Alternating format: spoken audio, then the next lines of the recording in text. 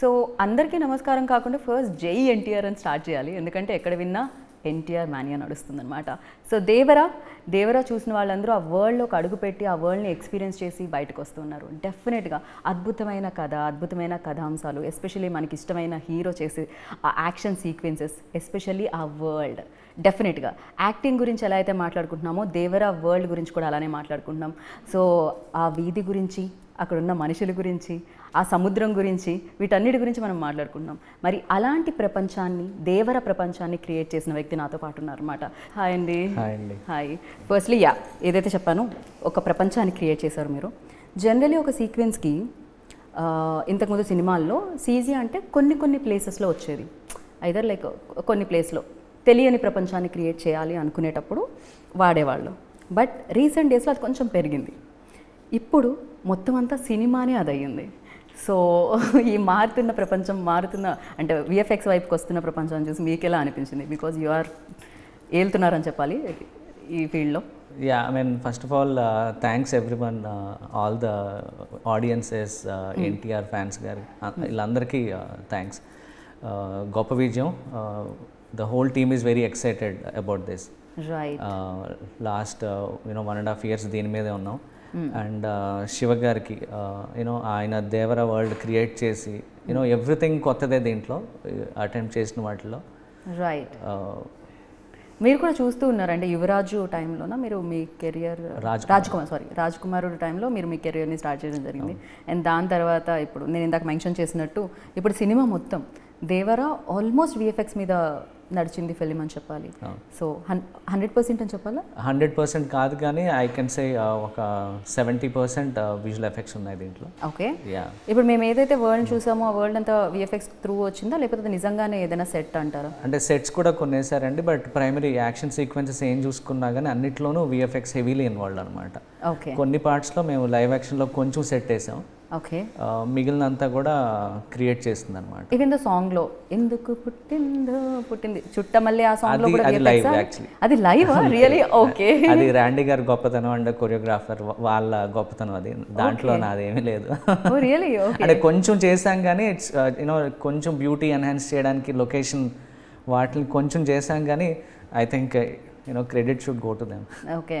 So Devara గురించి, వరా గురించి ఎలా మాట్లాడుకుంటున్నారో సొరా గురించి కూడా అలానే మాట్లాడుకుంటున్నారు. So NTR of course very powerful hero. ఆ పవర్ని ఇంకా పెంచడానికి ఆ సొర ఏదైతే ఫైట్ ఉందో అది ఇంకా ఎన్హాన్స్ చేసిందని చెప్పాలి. అండ్ ఫర్ యూ లైక్ ఆ ఐడియా మీ దగ్గర తీసుకొచ్చినప్పుడు, సో అది క్రియేట్ చేయాలి అన్నప్పుడు అది ఎలా ఉంటుంది? దానికి తగ్గట్టుగా ఎలాంటి హోంవర్క్ జరుగుతుంది ముందు? వెరీ ఎక్సైటింగ్ సీక్వెన్స్ అండి. ఆల్సో మాకు బాగా కష్టమైన సీక్వెన్స్ కూడా చేయడానికి. It was very challenging. Different ప్లేసెస్లో చేయించాము. It's lot of work. So ఆ ఐడియా చెప్పినప్పుడు we were very excited. Okay, ఒక క్రీచర్ చేయడం, యూజువల్గా క్రీచర్ చేయడం అనేది చాలా కష్టం అనమాట. ఓకే. అలాంటి ఎనీ క్రీచర్ చేయడం, రియలిస్టిక్గా చేయడం అనేది వెరీ ఛాలెంజింగ్ టాస్క్.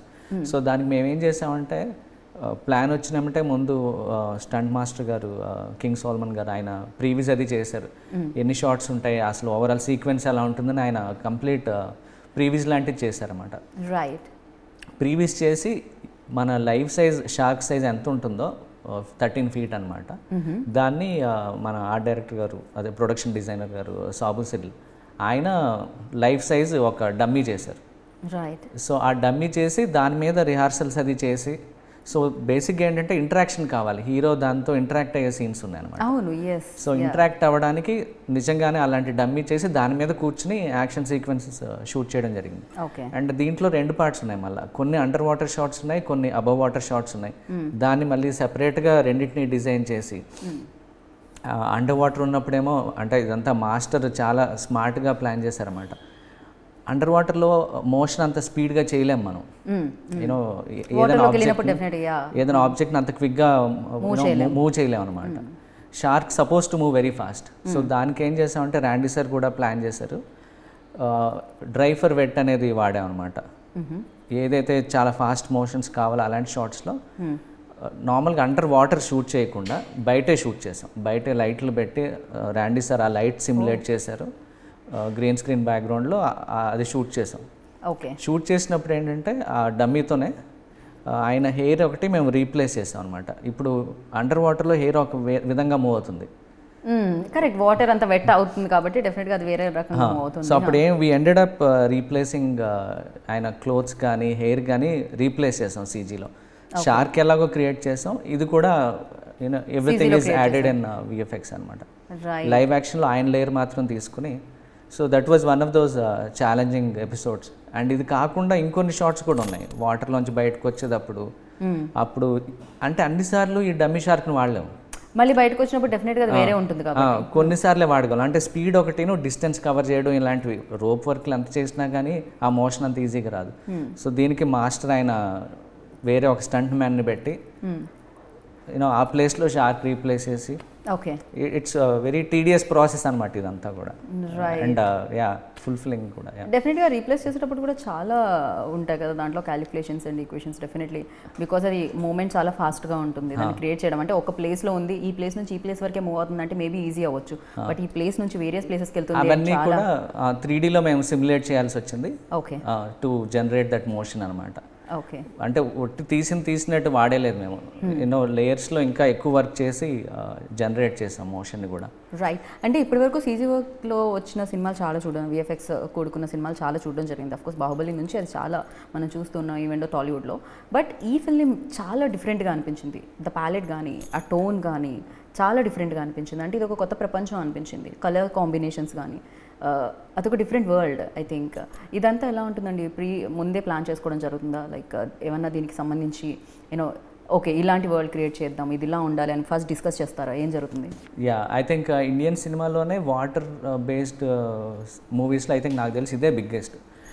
ఇంత ఎక్స్టెన్సివ్గా ఏ మూవీలోనూ వాటర్తో చేయలేదు. వాటర్ అనగానే బేసిక్గా VFXలో కూడా కొన్ని ఎలిమెంట్స్ క్రియేట్ చేయడం చాలా కష్టం అనమాట. అంటే న్యాచురల్గా ఉండేవి ఏవైతే ఉన్నాయో అవి చేయడం కష్టం. వాటర్ కానీ ఫైర్ కానీ ఇలాంటి క్రీచర్స్ కానీ ఇవన్నీ మోస్ట్ డిఫికల్ట్.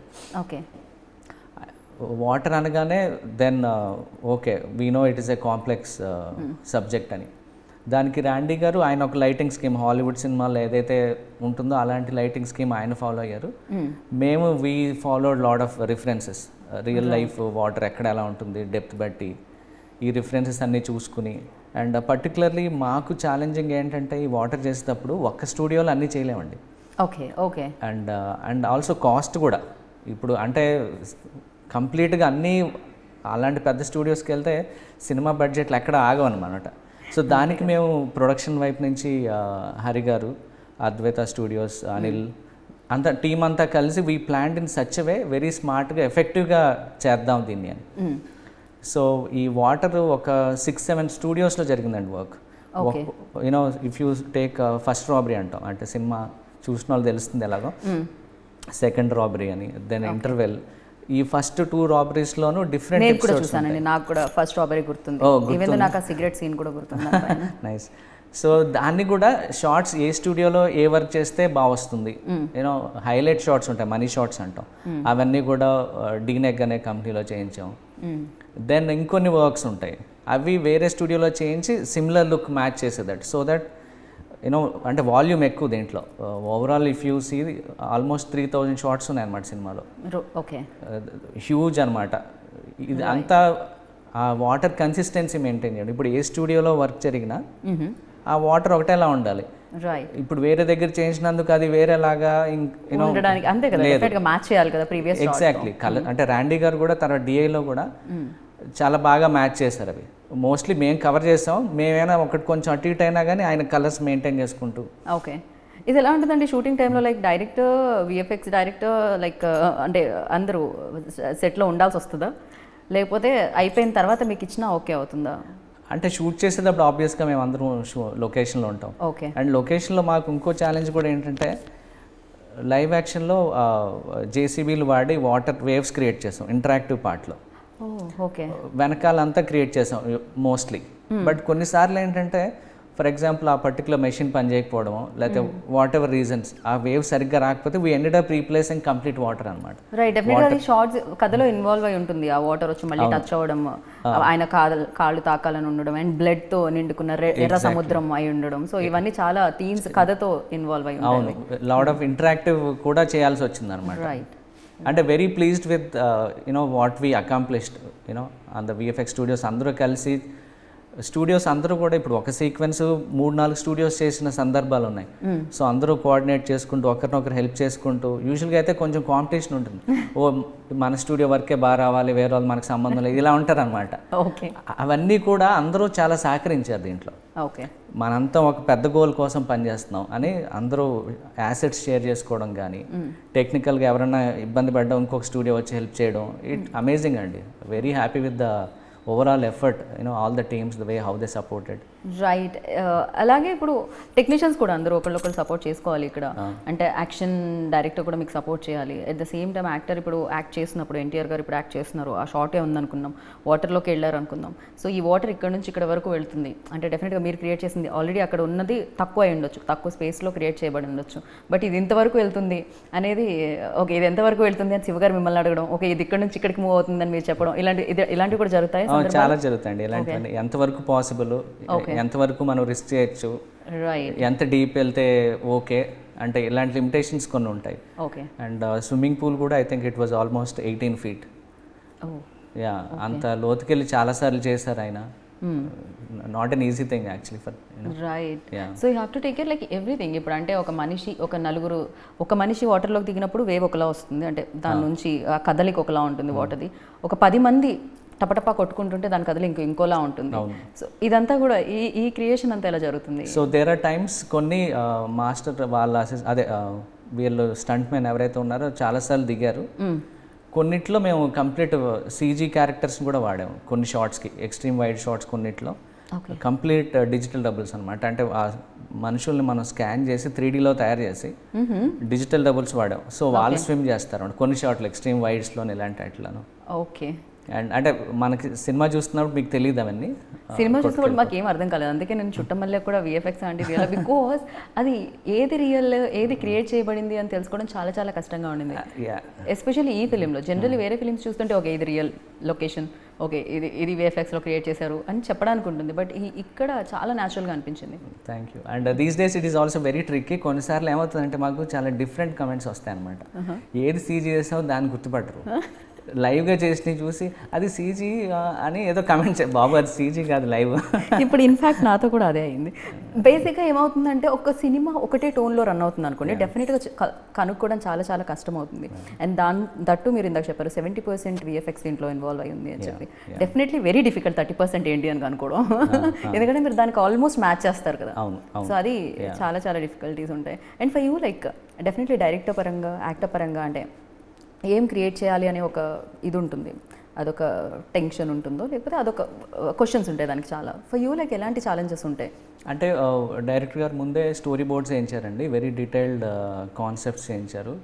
ప్రతి సీక్వెన్స్లోనూ ఆయన సిగ్నేచర్ కూడా, ఈ పర్టికులర్ షాట్ ఇలా కావాలి, ఇది కావాలి. ఇప్పుడు మూన్ షాట్ చూస్తుంటారు ఆ సర్కిల్ చేయడం కానీ, ఇలాంటి ప్రతి దాంట్లోనూ is got his signature. Correct. ఇక్కడ వైట్గా అండ్ అక్కడ బ్లడ్తో రెడ్గా. అండ్ ఏడీస్ హెల్ప్ కానీ, అండ్ కాన్సెప్ట్స్ అంటే everybody lot of team work. So concept wise అంతా ముందే క్లియర్గా ఉంది. అప్పుడు డిఓపి గారు, స్టంట్ మాస్టరు, ప్రొడక్షన్ డిజైనర్ గారు అందరం కూర్చుని దెన్ వీ డిస్కస్. ఇప్పుడు ఈ పర్టికులర్ సీక్వెన్స్ ఎలా అచీవ్ చేయాలి, ఎక్కడి వరకు సెట్ చేయాలి, ఎక్కడి నుంచి సీజీ టేక్ ఓవర్ చేసుకుంటుంది, ఏ ఎలిమెంట్స్ అంతా డీటెయిల్డ్గా మాట్లాడుకుంటాం మల్టిపుల్ మీటింగ్స్. యా, ప్రీ ప్రొడక్షన్లో షూట్కి ముందు, దెన్ తర్వాత లొకేషన్కి వెళ్ళి చూసుకుంటాం. అదే ఈ టీం వర్క్ అంతా జరిగాక దెన్ ఇదంతా అయినా కానీ ఎడిటింగ్లో సరిగ్గా చేయాలండి, ప్రాపర్గా ఎడిట్ చేయాలి కదా, ఆ టైమింగ్ సరిగ్గా ఉండాలి, అప్పుడే దీనికి వాల్యూ. కరెక్ట్. ఒక చిన్న షార్ట్ అటు ఇటు అయినా కూడా మేబీ అది చాలా చేంజెస్ వస్తాయి. లెంత్ ఎక్కువైనా తక్కువైనా లేకపోతే సరైనది పడకపోతే దెన్ దానికి బ్యూటీ ఉండదు. శ్రీకర్ ప్రసాద్ గారు, ఆయన team, edit team, they also help a lot. So విఎఫ్ఎక్స్కి యాక్టర్ నుంచి రావాల్సిన ఇది ఎలా ఉంటుంది అంటే తారక్ గారు ఆయన వన్ టేక్ ఆర్టిస్ట్ లాంటి, ఆయనకి మల్టిపుల్ ఏం అక్కర్లేదు. ఆయనకి I don't no, somehow is blessed, I think gifted, you know. ఆయనతో అసలు ఏం చెప్పక్కర్లేదు మనం. Is so knowledgeable and spontaneous. Right. ఇందాక యాక్షన్ డైరెక్టర్ చెప్పడం జరిగింది వేరే ఇంటర్వ్యూలో. సో ఆయన అప్పుడప్పుడు స్టంట్ మ్యాన్ కూడా అటు ఇటు అయితే వాళ్ళని కూడా తీసుకొని ముందుకెళ్ళడం జరిగింది. షార్ట్ మాత్రం ఎక్కడ డిస్టర్బ్ అవ్వదు అని చెప్పి. అంటే అంత నాలెడ్జ్ ఉండడం ఒక షార్ట్ మీద. టైమింగ్లో ఆయన కిల్లర్ అండి అసలు. నేను ఇప్పుడే కాదు, బృందావనం చేశాను ఆయనతో. I don't know how he does it, okay. Surprising. That's why world మొత్తం ఆయన సినిమా కోసం వెయిట్ చేస్తుంది. ఇంతమంది అభిమానం ఊరికే వస్తుందా? డెఫినెట్గా దానికి ఆయన అంత కష్టపడుతున్నారు కాబట్టి. అండ్ మీరు ఇంతవరకు చేయడం జరిగింది, చాలా సినిమాలకి చేయడం జరిగింది. సో మీ సినిమాలకే కంపేర్ చేసి చూస్తే, సో ఈ సినిమా ఏ రకంగా విఎఫ్ఎక్స్లో కొత్తదనం అంటారు? అండ్ మీరు దీని త్రూ ఓకే నేను కూడా దీని త్రూ ఇంకొంచెం నేర్చుకున్నాను అనడానికే ఉంది. అంటే ఎప్పటి నుంచో ఇలాంటి అవకాశం కోసం వెయిట్ చేస్తాను. ఇన్ఫ్యాక్ట్ నేను మీ ఇంటర్వ్యూలో చూసానండి అది. సో ఎప్పటి నుంచో చూస్తున్నాను, లక్కీగా దొరికింది. యూనో శివగారు స్టోరీ నరేట్ చేసినప్పుడే అర్థమైపోయింది ఇది మామూలు సినిమా కాదు, ఇది మిస్ అవ్వకూడదు అని. అండ్ ఇనీషియల్గా కొంతమంది డౌట్లు పెట్టారు, అంటే నా పాత సినిమాలు కొంచెం ఇబ్బంది పడ్డాం అనమాట, అంటే అనుకున్నంత అచీవ్ చేయలేకపోయాం. సో ఏంటి ఏం చేయగలరా ఎంతవరకు అని డౌట్లు వచ్చినాయి, కొంతమంది ఎక్స్ప్రెస్ చేశారు. సో దాన్ని మీరే ఎక్స్ప్రెస్ చేశారు యాక్చువల్లీ. ఎవరు ఎక్స్ప్రెస్ చేశారో నాకు తెలియదు, కానీ స్టేజ్ మీద అయితే మీరే చెప్పడం జరిగింది. చాలా అంటే దానికి జవాబు ఇచ్చాను ఏంటంటే నాకు తెలుసు, అంటే ప్రతి ఆర్టిస్ట్కి ప్రతి మనిషికి ఎక్కడ ఏం మిస్ అయింది అనేది ఒక నాలెడ్జ్ అయితే ఉంటుంది కదా, మనకు తెలియకుండా ఏమీ ఉండదు. సో ఆపర్చునిటీ వచ్చినప్పుడు వాడుకుందామని వెయిట్ చేశాను. వచ్చాక ఐ డెంట్ లెట్ గో. అంటే వర్క్ చేసేటప్పుడు ఇట్ వాస్ వెరీ ఛాలెంజింగ్. నేను కరెక్ట్ స్టూడియోస్ని పట్టుకోవాలి, వాళ్ళతో సరిగ్గా చేయించాలి, అందరూ మనం అనుకున్నట్టు డెలివర్ చేయరు, వాళ్ళందరినీ ఒక తాటి మీద తీసుకురావాలి, యూనో మల్టిపుల్ ఐటరేషన్స్ అన్నమాట, మళ్ళీ చేయించాలి. కొంతమందికి ఎన్ని చెప్పినా ఒక స్టేజ్ తర్వాత వదిలేస్తారన్నమాట. మనం అన్ని దగ్గరుండి చేయించుకోవాలి, అంటే పట్టుదల చాలా కావాలి, పేషెన్స్ కావాలి. డైరెక్టర్ గారి దగ్గర నుంచి పేషెన్స్ నేర్చుకున్నాను యాక్చువల్లీ అన్నిటికంటే ఫస్ట్. శివగారు చాలా కామ్గా కదా అసలు. ఆయన సిగ్నేచర్స్ అన్నాను కదా, ఎక్కడ ఏం కావాలో ఆయనకు తెలుసు, అది చెప్పి చేయించుకుంటారు. అండ్ మధ్యలో ఎక్కువ స్ట్రెస్ ఏం పెట్టరు. ఎప్పుడైనా మిస్ అవుతుంది అనుకుంటే నాకు అది కావాలన్నా అది కావాలి నాకు అని చాలా సటిల్గా చేయించుకుంటారండి ఆయన. ఆయన దగ్గర నుంచి డెఫినెట్గా అది నేర్చుకున్నాను, పేషెన్స్ ఈ సినిమాలో. ఆపర్చునిటీ వైజ్ ఇందాకే చెప్పాను మీకు, వాటర్ అనేది ఇండియాలోనే ఏ సినిమా చేయలేదు. That was the biggest challenge. ఆ కన్సిస్టెన్సీ మెయింటైన్ చేయడం అంటే very good feeling actually. Right. అంటే డెఫినెట్లీ విఎఫ్ఎక్స్లో ఏదైతే వాటర్ కానీ లేకపోతే కొన్ని సీక్వెన్సెస్ లైక్ విలేజ్ కానీ కొన్ని మనం చూస్తూ ఉంటాం, ఫ్లవర్స్ కానీ, ఇవన్నీ విఎఫ్ఎక్స్లో. బట్ తెలియనివి ఏమైనా ఇందులో యాడ్ అయ్యి ఉన్నాయా ఏదైనా ఆల్రెడీ ఉన్నవి కాకుండా? ఇన్విజిబుల్ వర్క్ చాలా జరిగిందండి. ఓకే. ఇప్పుడు మీరు కొన్ని లొకేషన్స్ చూసుకుంటే ఫోర్గ్రౌండ్ ఏదైతే మనం లైవ్ ఇంటరాక్షన్ పార్ట్ ఉందో అదే లైవ్, మిగిలిన చాలా మటుకు క్రియేట్ చేసినవి, కాంపోజిట్ చేసినవి. ఇన్ఫ్యాక్ట్ డిఏలో కూడా గ్రేడ్ చేసేటప్పుడు కూడా కొంతమంది లైవ్ అనుకుని గ్రేడ్ చేస్తున్నారు, దాని తర్వాత కానీ రియలైజ్ అవ్వలేదు వాళ్ళు, ఓహో ఇది క్రియేటెడ్ అని. అంటే ఈవెన్ కలరిస్ట్ కూడా దే డిడ్ంట్ రియలైజ్ అవ్వలేదు అది క్రియేటెడ్ అని, being technical people. Okay. So yeah that's nice. ఆ థాట్స్ ఎలా వస్తాయండి? ఆల్రెడీ ఉన్న వాటిని అంటే ఓకే మనం చూసాం కాబట్టి ఒక ఐడియా ఉంటుంది, ఇలా చేస్తే బాగుంటుంది, ఓకే నీళ్ళు ఇలా ఉంటాయి కాబట్టి, లేకపోతే చేపలు లేకపోతే ఇవన్నీ ఇలా ఉంటాయి కాబట్టి అనుకోవచ్చు. It comes from director's vision again. ఆయనకంటూ ఈ పర్టికులర్ ఎపిసోడ్ ఆ సీన్ ఫలానా లొకేషన్లో జరగాలి అనుకుంటారు. అనుకున్నప్పుడు ప్రాక్టికల్గా పాసిబుల్ కాదు కొన్నిసార్లు, లేకపోతే వాళ్ళు అనుకున్న లొకేషన్ ఎక్కడ దొరకదు. Right. There is no other way. ఇప్పుడు ఫర్ ఎగ్జాంపుల్ మీటింగ్ పాయింట్ అని ఒక ఎపిసోడ్ ఉంది, వేర్ స్పాయిలర్స్ నేను చెప్పకూడదేమో కానీ నాకు అర్థమైంది. మీరు సినిమా చూస్తారు, ఆల్మోస్ట్ చాలా మంది చూసారు. కంప్లీట్గా విఎఫ్ఎక్స్లో చేసింది. ఇంటరాక్షన్ పార్ట్ ఒకటి బీచ్ లాంటిది క్రియేట్ చేసాం కొంచెం, ఓకే, మిగిలినంతా క్రియేట్ చేసింది. అంటే గుడ్ థింగ్ ఏంటంటే దాంట్లో ఏదైతే మేము కాన్సెప్ట్ ఆర్ట్ వేయించామో దాంట్లో లైవ్ ఎలిమెంట్స్ ఏవైతే ఉంటాయో రాక్స్ పెట్టి, వాటర్ నిజంగా రాక్స్ మీదకి వస్తే వాటర్ ఎలా స్పిల్ అవుతుంది, ఓకే, ఇలాంటివన్నీ కాన్సెప్ట్లోనే ఉన్నాయి. దానికి తగ్గట్టు విఎఫ్ఎక్స్ స్టూడియో కూడా చాలా బాగా చేశారు అది. దానివల్ల మనం సీన్ చూస్తుంటే లైవ్లో ఉన్న ఎలిమెంట్స్ అన్నీ ఉంటాయి దాంట్లో. So you don't get distracted అనమాట, స్టోరీ మీదే ఉంటాం, ఓకే, ఇన్వాల్వ్ అయ్యి. ఇప్పుడు క్లోజ్అప్ షాట్ పెట్టినా యూజువల్గా కొన్నిసార్లు ఏం చేస్తారంటే విఎఫ్ఎక్స్ చేసేటప్పుడు everything broken down into scope అండి. ఎంత స్కోప్ ఉంది ఈ షాట్లో, ఎంతమంది మనుషులు చేయాలి, ఎలాంటి టాస్కులు చేయాలని డిఫరెంట్ ఎలిమెంట్స్ ఉంటాయి. Right. Any studio they try to reduce the work. అంటే ఎంత క్విక్గా చేస్తే బాగుంటుంది అని చూస్తారు కదా ఎవరైనా ఎక్కువ కష్టపడాలి అని అనుకోరు. So they try to minimize the work.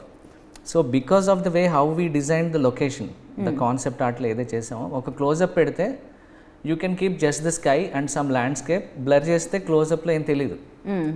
కానీ మేమేం చేసామంటే ఆ క్లోజప్ పెట్టిన దాంట్లో వెనకాల అప్పటికి రాక్స్ని వేవ్స్ కొట్టుకుని ఆ స్ప్లాషెస్ రావడం ఇవన్నీ ఉంటాయి. అది కొంచెం షిఫ్ట్ చేసి వీ ఎన్ష్యూర్డ్ కరెక్ట్ టైంలో డైలాగ్ జరుగుతున్నప్పుడు ఆ వేవ్ స్ప్లాష్లు కూడా వస్తుంటాయి. డ్రామాటిక్ ఎలిమెంట్ ఉంటుంది, రియలిస్టిక్గా ఉంటుంది. అంటే ఆ డైలాగ్ కి లిటరలీ అది రియాక్ట్ అయినట్టు ఉంటుంది. వాటర్ ఏదైతే ఉందో ఆయన చెప్పిన డైలాగ్ కి అది కరెక్ట్ గా సో అది రెండు రకాలుగా పనుకోదు. ఒకటి డ్రామాటిక్ పర్పస్, ఇంకోటేమో రియలిస్టిక్ గా ఉంటుంది, అంటే ఆ వరల్డ్ లోనే ఉన్నట్టు ఉంటుంది. లేకపోతే కొన్నిసార్లు సైలెంట్ గా ఉంటే అర్థం కాదు, డెఫినెట్ గా డిస్కనెక్ట్ ఉంటుంది అనమాట. అది లేకుండా we were able to blend that. So అంటే వాటిని కూడా ఒక పాత్ర లాగా వాటిని కూడా నటింప చేశారు మీరు. వీ కెన్ సే దట్ అండి. అంటే we took all this care. Right. దానికి చిన్న చిన్న రైట్. సో ఈ ప్లేస్మెంట్స్, ఈ పాయింట్స్ అంటే ఇక్కడ నుంచి ఇక్కడికి, ఇక్కడ నుంచి ఇక్కడికి, సో ఇక్కడ నుంచి ఇక్కడికి మూవ్ అవ్వాలి, ఇదంతా కూడా మీ అండర్లో ఉంటుందా అండి, లేకపోతే హూ విల్ టేక్ కేర్? అది ఎవరు ఫస్ట్, సినిమాటోగ్రఫరా లేకపోతే అంటే గ్రీన్ మ్యాట్ మీద అంటున్నాను. సో మామూలుగా ఉంటుంది కదా, ఇక్కడ నుంచి ఇక్కడికి వాక్ చేయాలి, ఇక్కడ నుంచి ఇక్కడ ఇది చేయాలి, ఇక్కడ వాటర్ వస్తుంది, ఇదంతా మార్క్స్ వేయడం జరుగుతుంది కదా. సో మూమెంట్స్కి అది అంటే కాంబినేషన్ అండి. బేసిక్గా షార్ట్ ఫ్రేమ్ పెట్టినప్పుడు ఎక్కడి నుంచి ఎక్కడికి వెళ్తుంది అనేది మనకి కెమెరా మోషన్ చూస్తాం రిహార్సల్ చేసినప్పుడు. దాన్ని బట్టి ఇంతవరకు పాసిబుల్ ప్రాక్టికల్గా మిగిలింది మేము క్రియేట్ చేయడం. సో ఆ కోఆర్డినేషన్ అనమాట డిఓపి గారితో వాళ్ళ టీంతోనూ. రైట్. అంటే డే 1 నుంచి లైక్ మీరు, డైరెక్టర్ గారు, డిఓపి గారు అండ్ యాక్షన్ డైరెక్టర్, సో వీళ్ళందరూ కూడా ప్రొడక్షన్ డిజైనర్. అవును. సో వీళ్ళందరూ కూడా ఉండి చేయాలన్నమాట. It's a long journey. Generally మామూలు సినిమాకి డైరెక్టర్ ఉంటే సరిపోతుంది, యాక్షన్ సీక్వెన్సెస్ అప్పుడు యాక్షన్ డైరెక్టర్ ఉంటే సరిపోతుంది, పాటలు కొరియోగ్రఫీ అప్పుడు పాటలు, డాన్స్ కొరియోగ్రఫర్ ఉంటే సరిపోతుంది. బట్ హియర్ లైక్ అందరూ ఉండాలి. అది ఉండాలి. దీంట్లో విఎఫ్ఎక్స్ వాళ్ళు ఇంకెక్కువ అవసరం అవుతారు, వేరే డిపార్ట్మెంట్ కూడా అవసరం అవుతాయి అనమాట. ఇప్పుడు ఫర్ ఎగ్జాంపుల్ ఇంటర్వెల్ సీక్వెన్స్ చూస్తే అది 2 సెట్స్లో చేసింది, ఒక్క దాంట్లో కాదు. ఇన్ఫ్యాక్ట్ ముందు బీచ్ అంతా ఒక దగ్గర జరుగుతుంది అన్నాడు, బీచ్ ఫైట్ అంతా జరుగుతుంది శాండ్లో ఉండేది. దాని తర్వాత ఒడ్డుకెళ్ళి చేసేది ఉంటుందన్నమాట. ఇక్కడ నుంచి ఇంకొంచెం సముద్రం దగ్గరికి వెళ్తారు ఫైట్ చేస్తూ. సో దాన్ని 2 సెట్స్లో చేసాం. సో ముందుసారి చేసినప్పుడు ఇక్కడ నుంచి కెమెరా పెడితే అది కూడా కనపడాలి, అదేమో లేదు, లైవ్లో లేదు, క్రియేట్ చేయాలి. సో నెక్స్ట్ టైం షూట్ చేసినప్పుడు దాన్ని తీసుకుని ఈ రెండింటిని లైడార్ అని ఉంటుంది అనమాట, 3Dలో ఈ అన్నీ స్కాన్ చేసి మేము పెట్టాలి అది. సో ప్రతిసారి DOP needs to visualize, okay lighting angle ఏంటి, ఎక్కడ ఉంది అని. సో మేము కూడా చూసుకోవాలి, స్కేల్ ఏంటి, ఎంత డిస్టెన్స్లో ఉండాలి అన్ని క్యాలిక్యులేట్ చేసుకుని ప్రాపర్ ప్లేస్లో పెట్టాలన్నమాట. When you see the shots you only see the whole thing, whole expanse. Correct. ఇలా ట్రికీ చాలా ఛాలెంజెస్ ఉంటాయి. డెఫినెట్గా దానికి చాలా బ్రెయిన్ వర్క్ చేయాలి, టైమింగ్, యాంగిల్స్ ఉండాలి, లైటింగ్ కరెక్ట్గా ఉండాలి. ఏ ఒక్కటే అటు ఇటు అయినా అది మ్యాచ్ అవ్వదు. Then you will be like ఏంటి బాబు ఇది. డెఫినెట్గా అంటే ఇన్ని హ్యాండిల్ మేము ఒక 3 గంటల సినిమా చూస్తాము థియేటర్లో అంతే, బట్ దీని వెనకాల ఇంతమంది పనిచేస్తారు, ఇన్ని బ్రెయిన్స్ వర్క్ చేస్తాయి అండ్ ఇలా ఇన్ని రకాలుగా వర్క్ చేయాల్సి వస్తుంది. చాలా ఫిజిక్స్ ఇంపార్టెంట్ దీంట్లో మళ్ళీ. ఓకే. సో ఓకే, ఎటు నుంచి ఎటు ఏంటి, వాటర్ ఎంత రావాలి, టైమింగ్ ఏంటి. ఓకే. అంటే ఏ ఫోర్స్ లో వేస్తే ఎలా వస్తుంది. డెఫినెట్ గా ఒక కత్తితో ఇలా వాటర్ అన్నాం అనుకోండి, ఇప్పుడు షిప్ ఏ స్పీడ్ లో వెళ్ళాలి, యూనో అది అన్ని నార్మల్ 40 km స్పీడ్లో వెళ్తే ఎలా ఉంటుంది, 20లో వెళ్తే ఎలా ఉంటుంది, అప్పుడు వేవ్స్ ఎలా కనపడతాయి. రైట్. చాలా ఉంటుంది కథలో, కథ చాలా ఉంటుంది అది క్రియేట్ చేయడానికి అయితే. డెఫినెట్గా క్రియేటివ్ అండ్ టెక్నికల్ రెండు ఇన్వాల్వ్. డెఫినెట్లీ అది ఫస్ట్ రాయబడాలి అండ్ దానికి పర్ఫెక్ట్గా టెక్నీషియన్స్ రావాలి, దాన్ని చూపించే టెక్నీషియన్ ఉండాలి అండ్ దాన్ని వినిపించే టెక్నీషియన్ ఉండాలి, అన్ని అందరూ కలిస్తేనే అది. So at the same time నేను ఒకటి అడుగుదాం అనుకుంటున్నాను, ఏదైతే విలేజ్ ఉంటుందో ఎన్టీఆర్ గారు వచ్చి ఒక వాళ్ళ అబ్బాయికి సంబంధించి ఒక ఆవిడికి చెప్తూ ఉంటారు కూర్చొని ఒక ప్లేస్లో, ఆ విలేజ్ అంతా ఏంటండి, అది ఏమన్నా అది రియల్ లొకేషన్? అండ్ ఇంకోటి ఆయుధ పూజ ఒకటి జరుగుతూ ఉంటుంది, దానికి సంబంధించి ఫైటింగ్ సీక్వెన్స్ ఒకటి జరుగుతుంది, ఆ వరల్డ్ అంతా ఏంటి? So that's also tricky thing. In fact Ayudha Puja episode shoot చేసినప్పుడు కొన్ని రోజులు లైవ్ లొకేషన్లో చేసాం, మోస్ట్లీ అంతా సెట్ వేశారు, లైవ్ లొకేషన్లో చేసాం. దాని తర్వాత వర్షాలు వచ్చినాయి అనమాట. ఓకే. సో అప్పుడు ర్యాండీ గారు మనం ఇలా అయితే అవ్వదు ఇది టైంకి అని ఆయన ఇండోర్లో సెట్ చేశారు. దెన్ దాన్ని ఏంటంటే మళ్ళీ అవుట్డోర్కి ఇండోర్కి కట్ చేస్తూ ఉన్నా కానీ జంప్ రాకుండా we added certain elements so that it is all a smooth experience. So you can't make out ఏది ఇండోర్, ఆయనకు గొప్పతనం అది, ప్లస్ మేము కూడా దాన్ని అడిషనల్గా ఉండింది అనమాట. దాంట్లో కూడా విఎఫ్ఎక్స్ ఇన్వాల్వ్ ఉండింది. At the same time Jahnavi introduction shot ఏదైతే ఉంటుందో దాంట్లో జాహ్నవి కపూర్ది సో దాంట్లో ఎంతవరకు విఎఫ్ఎక్స్ అది మోస్ట్లీ లైవ్ అండి. లైవే కంప్లీట్గా, బట్ అది లైటింగ్తోనే మ్యాజిక్ చేశారని చెప్పాలి. సినిమాటోగ్రఫర్కి ఇచ్చే అలా క్రెడిట్ అంతా. అవును ఆయనే. ఓకే, ద బ్యూటిఫుల్ అండి లిటరలీ. అంటే ఎలా ఏ ఫేజ్లో ఉంది టాలీవుడ్ అంటే అసలు అది ఇక్కడ నుంచి తెలుసుకొని హాలీవుడ్ వాళ్ళు ఓకే ఇంత మంచి టెక్నీషియన్స్ ఉన్నారా అక్కడ అనేటట్టు ఉందన్నమాట. బేసిక్గా మీరు క్రియేట్ చేసే వరల్డ్ నిజమా, ఏది నిజం ఏది కాదు అని తెలుసుకోవడానికి చాలా పడుతుంది అనమాట. ఆ రేంజ్లో మీరు మ్యాచ్ చేస్తున్నారు. And thank you so much, that was wonderful. And film experience అయితే నెక్స్ట్ లెవెల్ ఇచ్చింది. అండ్ మీ వరకు వచ్చిన కాంప్లిమెంట్స్ ఏంటి, తారక్ గారు చూసిన తర్వాత మీ వర్క్ చూసిన తర్వాత మీకు ఇచ్చిన compliment? They are very happy. అంటే మేము సౌండ్ మిక్సింగ్ రోజే చూసాం అనమాట. హీరో గారు, నేను, డైరెక్టర్ గారు, ప్రొడ్యూసర్ గారు అందరం చూసాము. Extremely happy. Okay. And show అయినంటే హగ్గులు చేసుకుని ఇట్ వాజ్ అమేజింగ్ ఎక్స్పీరియన్స్. అంటే ఎవరైనా కానీ సినిమా అయిపోయాక డైరెక్టర్ గారు ఆయన కళ్ళల్లో ఆనందం చూడాలనుకుంటాం. So I was able to see that. ఆ షో అయినంటే చూశాను. అండ్ ఇన్ఫ్యాక్ట్ తర్వాత కూడా లాస్ట్ ఫ్యూ డేస్ కూడా it is very good to see him happy. అల్టిమేట్గా డైరెక్టర్ని ప్లీజ్ చేయడానికే చేస్తాం. And second one is definitely hero గారు. ఆయన కూడా so happy. Everybody looks up to him, right? So yeah, both of them are super happy. So మీకు ఎలాంటి experience ఇచ్చింది వెన్ లైక్ థియేటర్లో వాచ్ చేసినప్పుడు? అమేజింగ్. అంటే మంచి హై వచ్చింది, కిక్ వచ్చింది. అనిరుద్ ఆర్ఆర్తో ఇంకా ఎలివేట్ అయింది ఆ సముద్రం. Is done fabulous job Anirudh కూడా. Right. And thank you so much అండి. డెఫినెట్గా లార్జర్ దెన్ లైఫ్ అంటారు ఫిలింని.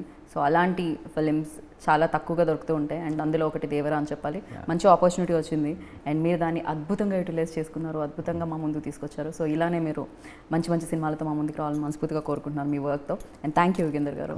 Nice talking to you.